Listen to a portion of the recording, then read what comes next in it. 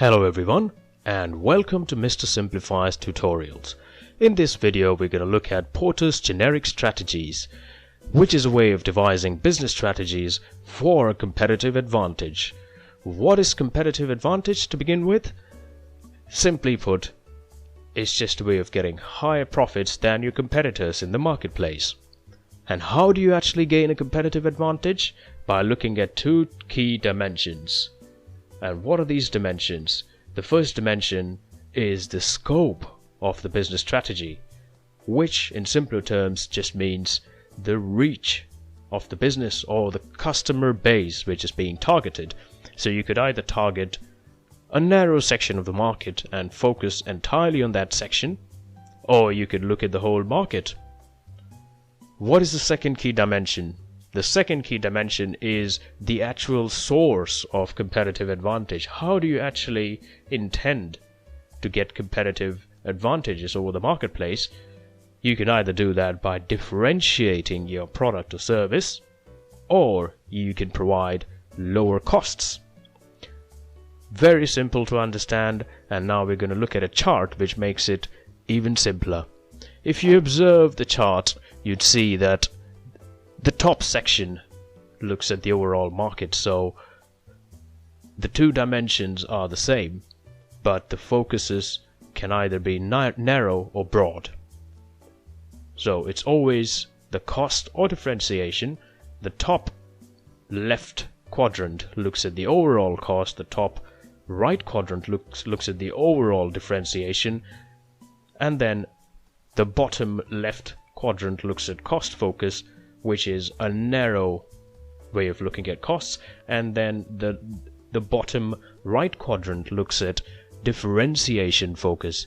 So very easy to remember, the top section is broader than the narrow section. That's the way to remember it. Now let's look at the top left quadrant to begin with, which is overall cost. Overall cost just means becoming the lowest priced provider for a broad customer base.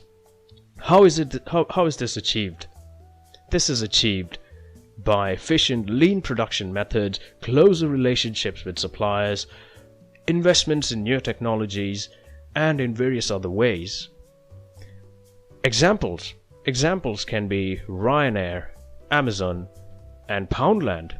Very obvious examples. Now if we look at Amazon sells pretty much the same products as everybody else, but the prices in Amazon are generally cheaper than the prices that you find at high street retail shops, and it's also like a single marketplace for pretty much anything. So the cost becomes the biggest advantage, and obviously there is an advantage of convenience as well when it comes to Amazon. Poundland, on the other hand, is completely cost-based. Now looking at overall differentiation, here you need to do something unique or something different, something more efficient or better than the overall market to actually gain a competitive advantage. How do you actually achieve it? By providing higher quality, better brand value, very important, wider distribution.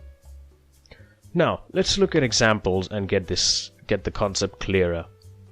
Apple, one of the most popular examples for overall differentiation is Apple, because the brand value of Apple is better than pretty much everybody else these days.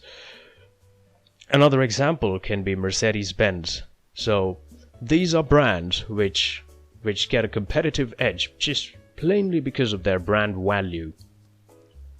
Looking at cost focus now, it means cost leadership in a narrow or focused market. Remember, it's one of the lower quadrants, it's on the lower section of the chart. Examples can be Aldi. Again, a very focused marketplace. It specifically targets customers that are looking for cheaper alternatives to popular brands and products. It doesn't stock absolutely everything, but it only stocks things that it can provide at a much lower cost than its counterparts. Rolls-Royce, a very contrasting example. It's got a cost leadership in a very focused market, and that focused market is the rich and elite. Now looking at differentiation focus. Again, differentiation strategies in a narrow or focused market.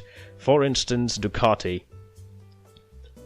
It's only for real motorcycle enthusiasts who are looking for very high performance motorcycles and are willing to pay a premium for it. Now, interestingly, another example of a differentiation focus strategy is when Coaster adapted the drive-through policy or business model rather,